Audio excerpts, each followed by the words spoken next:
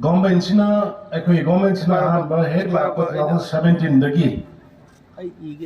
yana na ekoi priority pi basi health sector ga education sector ga ne asai hoji aina shri basantana ha ge ba honorable minister na ha ge ba dura maina education si Nelson Mandela na hera maina a powerful weapon ekoi na han ba da school Phagat-Hansi hai nama haudoe karigino hai ba kanda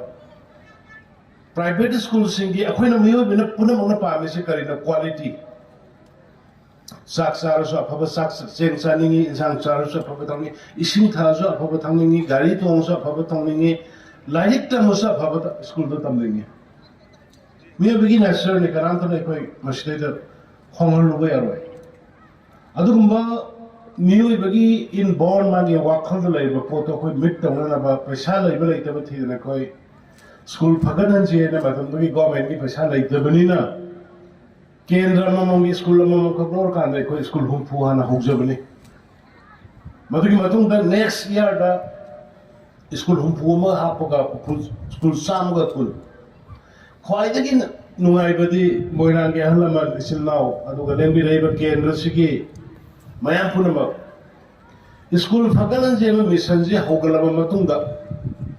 aikoi government school da nagai leiramdaba government school na ngamamdaba pot mayam ma accept tobungam kari kino government school da mande private school da aigi isa ani school thana na hona na bada sumnagi no ma isara talaga sur ga saja ba imung di tokroba tolop sajaba tolop nispa lising nifu yakai phangba imung ama masa ani do private school da thana mo kana bada sakhat pangam de apha mayum saba ngam de bhan bhara gi tuition gi adagi uniform gi coaching gi matang paisa je khga sat phika na isa ani hum tamma matam da imung sakhat pangam de no ma isara tan ma kango khoi di toklo madu kubna khala kan na government school da di khuding na free wear padina uniform free wear kani free wear kani adagi light tam textbook free wear kani madu ma ya no khala kan da aikoi na school Phagat-Hansi ma mission je hoki bani ngasi di school Phagat-Hansi have school adugi mission dugi makha de khoi school chama ga kundu dai da min sen na phangla dre bosi Mingsen lagi sang sada nifu ki sang te henkale khwai de ki nungai bade yam competitive boy badu 12 class ki da khoi arts ka commerce ka da khoi government school na government higher secondary na top robung am khare bum phang ta top position simama ga pa thoki da po ne ba adu nei khoi na kari komba ma experiment to bada test to bada mai pa abani na aduna hosi school Phagat-Hansi da hanagi school sam kun wera mada hosi another school sam kun naga sanction tawre adu di all Manipur da hosi school sani ga nifu punna school Phagat-Hansi mission ma kha lai rane 240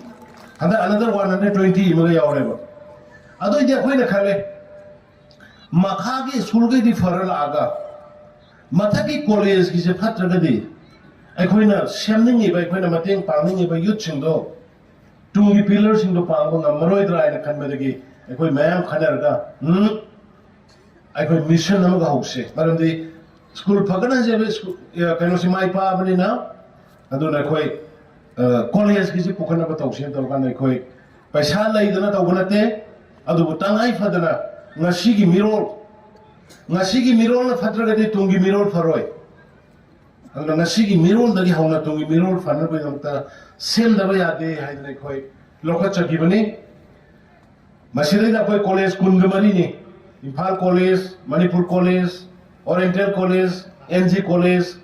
Maya Lamdi college Modern college Biramgol college Thawal college Lelong Haurebi college YK college Waikhomani girls college Kha Manipur college Kaksing Khunu college Jiri college More college Presidency College Morpung, Moirang College, Nambol El Sanoi College, Tamenglong College, United College Sandel, Petrigu College Ukrul, Hill College Senapati, Soshanpur College Soshanpur, हाइरिबा college कुनमरी से खलकांदा लुपा करोड़ अनीगा मखाई मखाई की sanction तौरकांदा मसीदा ओजा सिंगो school फागरन की जिगिदा इखोइदा याम काना ग्रेसी छात्र तंबीगदबो ओजा से ट्रेनिंग पिहल ले आ वेस्टर्न कंट्री दगी डेवलप कंट्री दगी जर्मन दगी अदगी अमेरिका दगी इंग्लैंड दगी मोय एक्सपर्शन कोरकांदा स्टार्स एजुकेशन लाइन अदगी मखादा ओजा सिंग ट्रेनिंग पिहल ले similarly ngasi college gi waza wa biri ba professor wa biri ba sing du madu gi han expert lai ba adugumba Harvard University gumba dagi or maming lai ba teaching the expert lai ba sing lai koi kaur ka da akhoi gi ngasi Manipur da lai ba khoi gi college gi professor sing shu karmai tok ne hena fagar pa ya ga da ge do madu gi consult tauna na ba madu gi sangin tauna na ba madu gi advantage lai koi sungsoi soi na पिरकनी है ना इमें थाजब थमजरी मरमदी education याव the बदगी नि ngasi langi ba mayams education yawram madi reserve forest ki meaning khangani education yawram madi protected forest ki meaning khangani education yawram madi wetland की meaning खंगनी